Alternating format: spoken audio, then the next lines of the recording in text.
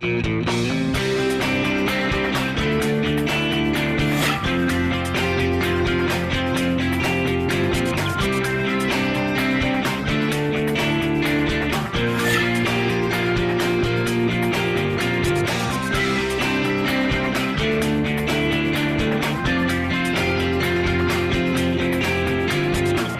I'm Avery Davidson. Thank you for joining us for This Week in Louisiana Agriculture, the only TV show bringing Louisiana farmers and consumers together every week. My partner, Kristen Oakes-White, is on assignment. Since President Donald Trump's inauguration, there has been a flurry of political activity in Washington, D.C., not just with appointments and executive orders, but also speculation on what future actions will take place. On this week's show, we're going to take a look at some of those changes and how they will affect you. Immigration is one of the hot-button issues that has followed from the campaign trail to the Oval Office. Joining us now is TWILA's Neil Melanson. Neil, I know a lot of folks might not think about it, but immigration hits us right there at the grocery store when we pay at the cash register. It really does. In fact, the U.S. is highly dependent upon migrant farm labor to provide us with the food we eat and the clothes we wear. And as far as farm jobs go, Louisiana has the highest percentage of foreign farm labor in the country to get the job done. Migrant farm labor is everywhere in Louisiana. It's here in the crawfish ponds, it's here during sugarcane planting and harvest, and it's been in our strawberry fields since, well, forever. In fact, Louisiana leads the country, according to Louisiana Farm Bureau labor expert Brian Breaux. As a percentage of the workforce, Louisiana has the highest percentage of H-2A workers employed in Louisiana agriculture, more so than any other state in the Union.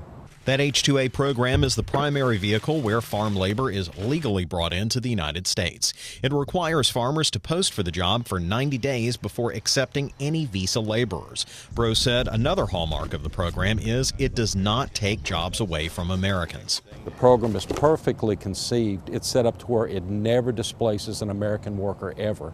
Because if the American worker wants that job position, they automatically get it if they're capable of doing the job. That means that at any time, if an American wants to come in and take one of the jobs here at Donald Schecksnyder's farm in Irwinville, they can. Farm labor, coming in from foreign farm labor, is something that's extremely important to us. It's good labor, reliable labor. That's what we need. In fact, Schecksnyder said, not only does he have trouble finding American labor, he has trouble keeping migrant labor on the farm, as they can often find work at other places for higher wages. It's tough for us to compete for labor, and that's why farmers have lost so much labor force, because of the competition with these plants. It raises an important question. What would happen if we lose agricultural labor in Louisiana through competition or doing away with it legally? Breaux can describe it in a single word. Catastrophic would not be too large a word. The thing is, our ability to be able, let's say, plant sugarcane, harvest sugarcane, dig sweet potatoes, many of our job tasks where we're unable to fill those job positions with Louisiana workers, basically harvest would be brought to a halt. According to the USDA, more than 20,000 farm jobs go unfilled each year. That deficit of farm jobs builds up over the years, meaning there are many thousands of jobs available, more than enough to cover the supply available for migrant workers. In addition, over the next 30 years, we're going to need to increase food production by 70% worldwide, which likely means that demand is around to stay for farm labor. One thing I should add here is that there are no plans in the works to change either the H-2A or H-2B programs by the new administration. Speaking of which, one recent decision by the Trump administration is pulling the U.S. out of the Trans-Pacific Partnership, or TPP. While this doesn't have the immediate impact that immigration decisions have, it is shaping the future of trade. Mike Deliberto, assistant professor of ag economics at the LSU Ag Center, said the decision raises questions about where almost 2/3 of U.S. ag exports will go. Really becomes a question of, are there going to be any policy alternatives from a trade perspective that will allow the U.S. exports from an agricultural sense to be competitive in the Asian markets? In other words, are there policy actions that can be taken to facilitate the trade or the movement of U.S. agricultural products into those East Asian markets? East Asia and North America represent about 62% of total U.S. ag exports. The TPP deal not going through will not have an immediate negative impact on other commodities because deals in place like NAFTA and other trade deals remain in place. However, Diliberto said expanding markets in other countries is critical to Louisiana and the U.S. as a whole, as half of what we produce leaves our shores. I think it's interesting to, useful to point out that cotton, fruit and nut production, soybeans, rice, and wheat, almost 50% of the U.S. production for those crops and commodities goes to the export market. So again, anytime you can find a boost in new and emerging markets to put your product into, it's always beneficial for agricultural products to have those markets overseas. President Donald Trump withdrew from the TPP on January 23rd, meaning it cannot be ratified by other member nations. And Avery, one of the things with this TPP deal is that it's good for some and not good for others. So, something eventually is going to replace it, I'm sure. The big thing is, when Vietnam was threatening to dump so much rice on Mexican markets, it really would have cut that infrastructure out. And, with deals like that across the board, where we cut ag market share of our U.S. ag products, it's kind of like cotton infrastructure. Once that goes away, it's really hard to bring it back. I know in speaking with Commissioner of Agriculture and Forestry, Dr. Mike Strain, he said that one good thing that will come out of this is that it brings us back to the table to talk about what it is that we want and we need to make sure that we're all on an even stage, if you will. Right. The thing about that is that this TPP deal started in 2005, so here we are 12 years later. So hopefully those trade talks won't take quite as long. We'll see how long it takes. Thank you very much, Neil Melanson. Trade is one factor which could impact commodity prices in the future. Another is the 2018 Farm Bill. That's why members of the National Association of State Departments of Agriculture gathered in Washington, D.C. this week. Louisiana Commissioner of Agriculture and Forestry, Dr. Mike Strain, is the president of NASDA. He says more than 200 state, federal, and industry ag leaders converged in the nation's capital for NASDA's Winter Policy Conference. Though congressional approval is still a year away for a new farm bill, Strain says work is already underway. We're going to begin writing the farm bill now. We have to make absolutely sure that particularly the commodity sections of the farm bill remain strong, remain solvent, remain properly funded. And today, in the last hour, we've been discussing animal diseases, invasive pests, and how we have to be prepared in case we get foot and mouth disease, avian influenza, equine herpes virus, in case we get diseases in our corn and beans and all the different things we have to deal with, how necessary it is to have a proper team both with APHIS and with the states. Commissioner Strain says all of the agencies involved in creating a new farm bill are working together. If you would like to learn more about NASDA, you can visit our website at twilatv.org. How much do you have in common with the average farmer? More than you may think. In fact, the insecticide in many of today's commonly used household bug sprays are also found on farms across the country. TWILA's Carl Wigger shows us how these pesticides are critical to the farmers who provide us with our food and fiber every day. In Louisiana, we know a thing or two about bugs. They find their way into every part of our lives. And whether you pay a professional or do it yourself, you probably have some form of pest control at home. Farmers fight the same pests, just on a much larger scale, using basically the same thing that we use here at home. So insecticides are going to be a class of chemistry that's widely used on farm as well as in the home and pretty much in all aspects of our daily life. Sebe Brown is an entomologist at the LSU Ag Center. He works with insecticides like this daily, making sure that the product he recommends to his farmers are safe and effective. So pyrethroids are extremely safe for mammals. And so like you and I, for most pets, we can use them in the environment, we can use them around our homes, and they're very safe to birds, a lot of other organisms in the environment, and so that's why they're so prolifically used, is that they have such a safety margin that can be used in just about every aspect of our lives. Key to these pesticides remaining safe is the way that they are used. Following the label's instructions and the recommendations of the LSU Ag Center is foundational for West Baton Rouge farmer Donald Schecksnyder. As a farming community, we want the ideal amount, and that's what our universities do. And so good. They test the chemicals, know what the optimum amount is, and that's what we spray. It's important for Sec Snyder to use these pesticides properly for safety reasons, but also to be efficient and economical. Maybe homeowners may use twice as much fertilizer in their yard, and it does great. Well, when you multiply that by hundreds and thousands of acres, it can get really expensive, $10,000, hundreds of thousands of dollars extra somebody's spending. That could go in their pocket at the end of the year, and it's to send their kids to school and groceries or whatever. It may not be a big deal in our homes, but pesticide use seems to attract a lot of discussion when it comes to our food. But as farmers prepare for another crop, these pesticides are simply another tool allowing that farmer to put affordable food on your table. We can't feed the billions of people that are in the world without the use of pesticides. It's just not feasible. It's not going to be possible. And so we need every tool we have in our arsenal. Now it needs to be safe for the environment and safe for the consumer. And that's what these new pesticides are, is they're safe for the environment and they're safe for the consumer. And so without those, we're not going to be able to affordably provide food to the rest of the world. The EPA is constantly taking closer looks at pesticides like these pyrethroids to make sure that they're still the safest option for us and our environment. This process is known as a registration of a product or a class of products, and that's a process in which you can participate. Kim Pope is the LSU Ag Center Pesticide Safety Education Coordinator.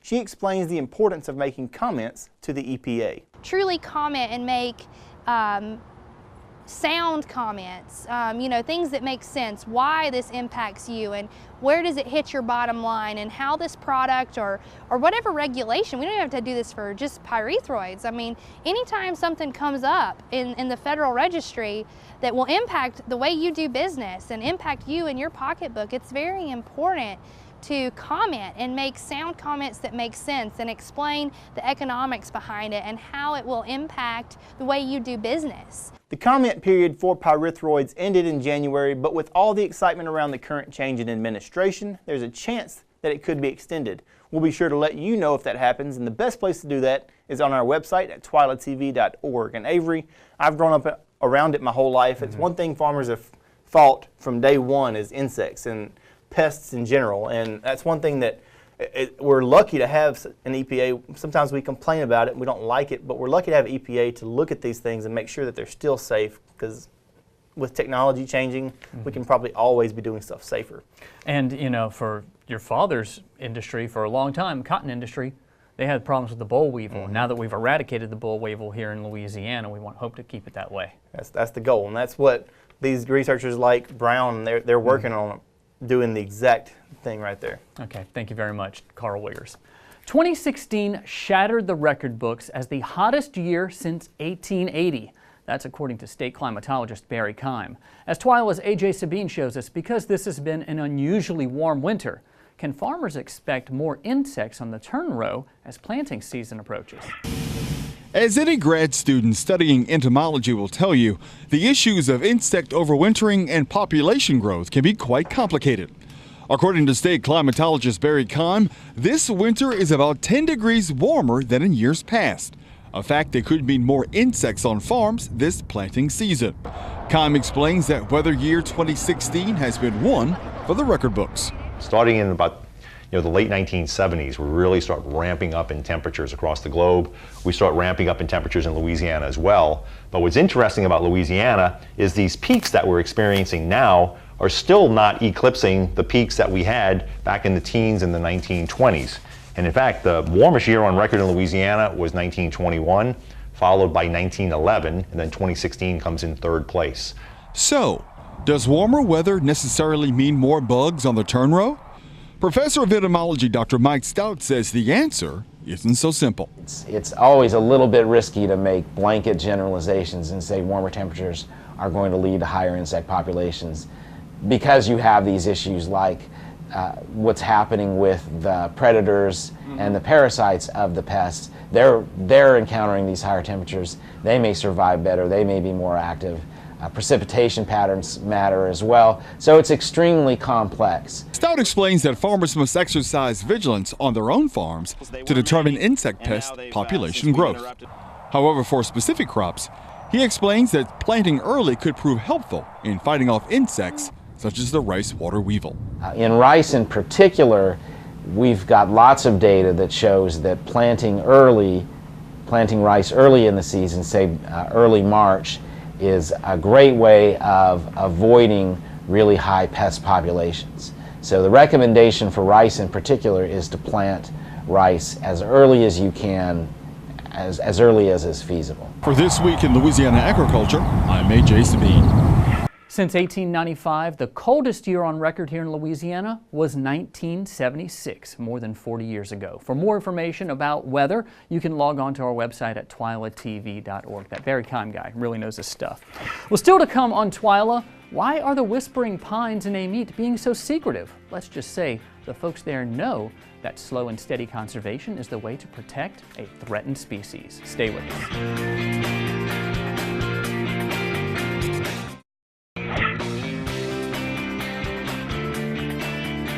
The gopher tortoise is a threatened species in Louisiana. The Louisiana Department of Wildlife and Fisheries keeps a close eye on these reptiles in St. Tammany, Washington, and Tangipahoa parishes. But now, with the help of the Natural Resources Conservation Service, children across the state might have a chance to see one in the wild. On a winding road outside of Amite, Louisiana, where the trees stand straight and tall, a totem pole will greet you at the entrance to Camp Whispering Pines. I have a 650-acre office. Jason Brown is the ranger here. He maintains his 650-acre office so that more than 1,000 Girl Scouts can visit each year. When these girls come here, you can tell it's making an impact on them. But another visitor made quite an impact on Brown. He was actually right here. We drove in, and he was coming from over there, so we stopped, and I got out and took the pictures, and as I took the pictures, he kind of went around that stump and went right back in where that dog is. He is a gopher tortoise, a threatened species in Louisiana. Really, I was amazed, man, to see something that big, because he was bigger than a basketball, you know. Species like that, they prefer not so thick and competitive. Brandon Bates is a district conservationist with the Natural Resources Conservation Service. He and NRCS state wildlife biologist Troy Malik work with Brown to make Camp Whispering Pines inviting not only to Girl Scouts, but to the gopher tortoise as well. They're basically almost like a poster child for our programs and what we're trying to do, and get other people to join in and seeing the benefit of doing our conservation practices. Bates says Brown is using the Conservation Stewardship Program and the Environmental Quality Incentives Program to make this longleaf pine forest more inviting to the gopher tortoise. How, you might ask? The scorch marks on the tree should give you a hint. What the fire does is, basically clear out the hardwood so the sunlight can hit the ground, so the grass can start sprouting out, which is food for the gopher tortoise and a lot of other wildlife. So when you integrate prescribed burning into that, you get to burn it on the forage, cut down on the competition, and you get that new growth in.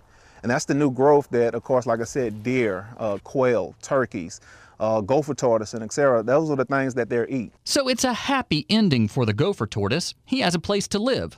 But what about the horror stories you hear about people finding endangered animals on their land? Where the government tells them what they can and cannot do there? Well, the NRCS Working Lands for Wildlife program addresses that. We don't want a landowner to be concerned that if they get endangered species, there may be some restrictions on their property because now they have an endangered species. So the idea behind the program was to make sure landowners would be exempt from any restrictions and could still do the conservation measures. So we're seeing it work with the gopher tortoise. We're planning to expand the program into the western part of the state with the Louisiana pine snake next year.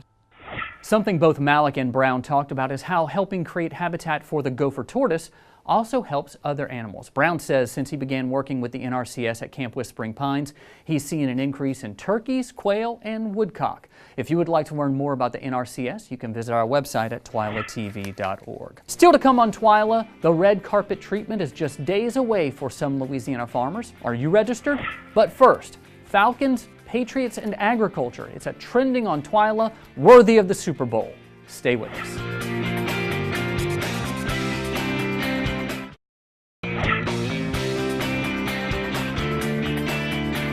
You still have time to register for the 5th Annual Women in Ag Conference. The event will take place February 9th and 10th at the Holiday Inn in downtown Alexandria. The Louisiana Farm Bureau will be well represented at the conference. Louisiana Young Farmers and Ranchers Achievement Award winner Danielle Yerby will be one of the speakers, and the keynote speaker will be Tim Grimmer, a dairy farmer and ag advocate from Wisconsin. While there will be a lot to learn at the conference, Amy Robertson with the Natural Resources Conservation Service says it is much more than that. It really is more of an educational, motivational, inspirational time for these ladies, and also a time to really celebrate these ladies. The reception on Thursday night, when they come in, we'll actually have a red carpet and a step and repeat, and we're going to take their picture as they come into the reception. So we really want to give them a special treatment and let them know that we really appreciate what they do for our state and for our nation as well. Registration is $50, which covers the meals as well. If you would like to learn more and to register, you can find a link on our website at twilatv.org. Now it is time for Trending on TWILA, where we go online to see what you were talking about on social media this week. Super Bowl Sunday is here. While some of us are counting down to the ultimate gridiron battle between the New England Patriots and the Atlanta Falcons, the rest of us are just waiting to see this year's commercials and dig into all of that delicious Super Bowl food. Whether you realize it or not, the Super Bowl would not be possible without agriculture. From the turf grass to the footballs, hey, no pigs, no pigskin, lots of people were tweeting and posting examples of agriculture's role in the big game. Farms.com did their own play-by-play game analysis, comparing the agriculture industry of the New England area to the state of Georgia. To see the entire report, you can visit our website at twilatv.org. From football to fruit, apples were also a trending topic on social media this week. Arctic Apples developed the first genetically modified apple, set to go on sale later this month. The Arctic brand Golden Delicious apple variety is genetically modified to prevent browning when sliced, bitten, or bruised, and promises to stay fresh longer. The University of Pittsburgh student newspaper posted this article, Arctic Apples Give GMOs a Chance, encouraging their readers to look at all the pros that far outweigh the cons in the GMO debate. To close out our Trending on TWILA segment this week, we leave you with a great post from one of our own local young farmers. Casey Luckett posted this photo with the caption, "Oftentimes, things are misunderstood. Views may be different. To many, this may look like death. To me, this is life. #saving seeds." I saw when Casey posted that, and that was exactly what I thought. That's the way our grandfathers and great-grandfathers did it. They held over seeds from the previous season, cleaned them up, and made sure they had enough to plant next year's crop. Well, moving on to our weekly trending trivia. Last week our question was, which part of a cow's stomach acts as a fermentation chamber to help digest food? And the correct answer is B, the rumen. This week's question is, which of the following types of sugar does not contain sugar derived from a GMO? Is it A, cane sugar, B, powdered sugar, or C, white sugar?